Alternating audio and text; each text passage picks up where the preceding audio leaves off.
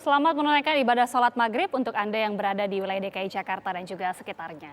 Pemirsa, kita lanjutkan dialog kabar petang. Saya ingin ke Mas Saleh. Mas Saleh tadi mendengar pernyataan dari Mas Henry bahwa ada gagasan koalisi penyelamat Ganjar. Apakah kemudian koalisi ini melihat Ganjar Pranowo ini akan menjadi salah satu kandidat, melihat ini masih belum mendapat restu begitu dari PDI Perjuangan? Ya, sebetulnya yang menyebut koalisi ini adalah penyelamat Ganjar, saya kira itu adalah tafsir yang perlu diapresiasi.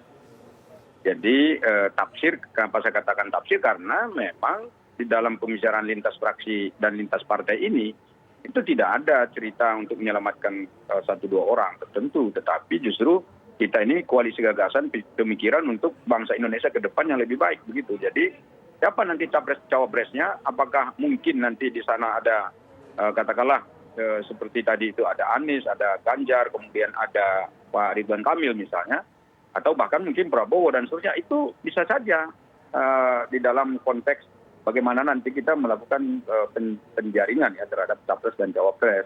Dan kalau sekarang ini kan hampir semua partai politik saya kira juga sudah berpikir untuk mendukung dan mencalonkan calon-calon yang tidak ada ini. Tentu Pak Ganjar ini kan salah satu calon yang saya kira juga perlu diperhitungkan karena saya kira elektabilitasnya juga lumayan bagus dan seiring survei menyebut bahwa namanya selalu ada di katakanlah barisan atas. Tetapi Pak Ganjar kan partainya berbeda dengan kita. Bukan masuk di dalam partai yang tiga ini, bukan orang Golkar, bukan juga orang PAN, dan bukan orang P3. Dan kalau misalnya untuk menyelamatkan seperti itu, apakah pertanyaannya adalah apakah memang Pak Ganjar ini dalam kondisi bahaya? Saya kira kan tidak juga. Kan Pak Ganjar ini juga melakukan kerja-kerja politik yang saya kira cukup bagus. Dan karena itu saya tidak menganggap beliau dalam bahaya. Karena apa? Karena politik itu nanti pada akhirnya itu sangat rasional dan juga realistis.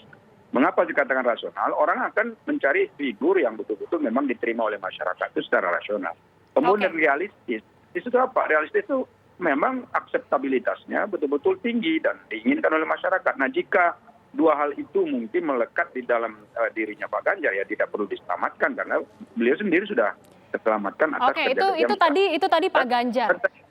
Kalau sore tadi juga kita melihat ada pertemuan antara Ridwan Kamil dan juga Airlangga Hartarto. Ini apakah RK juga nanti akan masuk dalam bidikan koalisi ini, Mas? Jadi saya melanjutkan lagi bahwa kalau misalnya dikatakan bahwa koalisi ini ingin menyelamatkan Ganjar, ini kan seakan-akan pernyataan itu akan menutup kemungkinan kandidat lain untuk misalnya kita timang-timang, kita evaluasi, kita bahas dan seterusnya.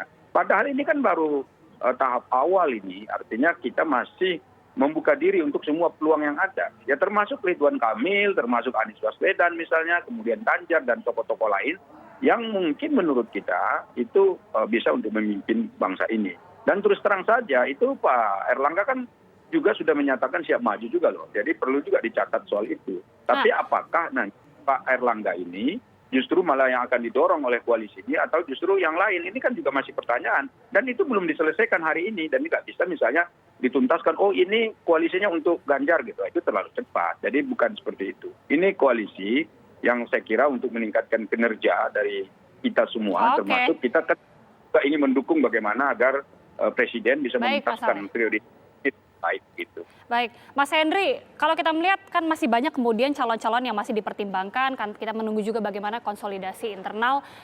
Akan berhasilkah koalisi ini atau kita melihat ada calon-calon lain atau koalisi-koalisi lain yang kemudian dapat menjadi lawan yang cukup keras melawan koalisi ini? Saya sih sebetulnya kalau kemudian koalisi ini memang bisa sampai pencapresan, itu justru harus bersyukur Mbak. Jadi mungkin akan ada 3 pasang calon, satu PDI Perjuangan dan Indonesia, terus kemudian ini Golkar, PAN, P3, satu lagi ya sisanya ya, yang kan asik kalau ada 3 pasang calon. Nah, kalau apakah bisa bersaing ya bisa, dan tadi kan juga Bang Saleh sama sekali sudah bilang iya atau tidak kan, apakah ini Ganjar Pranowo atau bukan gitu. Tapi yang jelas adalah kalaupun ini menjadi skoci untuk Ganjar Pranowo ya terus saja. So, artinya Ganjar justru akan terbebani, itu berani nggak kira-kira dia untuk meninggalkan kulit kacangnya gitu PDI Perjuangan demi pencapresan. Nah selanjutnya adalah bagaimana dengan instruksi presiden tadi atau instruksi istana misalnya, bukan instruksi presiden tadi, ada kesepakatan misalnya untuk membentuk koalisi yang tidak melibatkan PDI Perjuangan, ya itu kan juga ada pertanyaan lain. Iya. Kalau Mas justru kalau Henry. ada PDI Perjuangan ini malah tidak terbentuk Mas Henry, kira-kira gitu. ya maaf saya potong. Mas, ini kan kita tahu bahwa koalisi ini sampai sekarang tidak punya sosok yang elektabilitasnya cukup tinggi begitu ya. Golkar sampai saat ini masih mengusulkan Pak Erlangga. Tapi secara survei tidak berada di urutan atas. Ini bagaimana kemudian melihat peluang koalisi ini? Ya makanya koalisi ini harus rajin berbincang dengan tokoh-tokoh yang berada dalam elektabilitas yang tinggi gitu. Ya, salah satunya mungkin Pak Ganjar, kemudian bisa Mas Baswedan, atau yang tadi sempat dikatakan oleh Mbak Agatha, seorang Ridwan Kamil. Tapi kalau menurut hasil survei yang kedai kopi, memang Ridwan Kamil justru lebih diunggulkannya sebagai wakil presiden, bukan sebagai presiden. Jadi kalau kemudian Ridwan Kamil akan merapat ke koalisi itu, ya kemungkinan akan menjadi pendampingnya Pak Erlangga sebagai wakil presiden. Nah, menariknya lagi adalah justru memang Ridwan Kamil ini terkenal yang paling dulu ya untuk menyatakan kesediaan, misalnya waktu Nyapres dia juga ngomong duluan bersedia untuk dicalonkan sebagai calon presiden. Nah ini sekarang dia gerak cepat juga tuh, begitu ada satu koalisi dia pendekatan lagi. Oke. Memang lincah ini Pak Ridwan Kamil. Cukup lincah ya, dan kita akan lihat juga bagaimana kemudian tokoh-tokoh lain, Mas. Kita akan lihat bagaimana pergerakan tokoh-tokoh lain, termasuk juga koalisi ini. Kita akan lihat bagaimana dinamikanya. Tapi terima kasih Mas Henry Satrio dan juga Mas Saleh Daulay sudah bergabung bersama kami di Kabar Petang. Sehat-sehat selalu.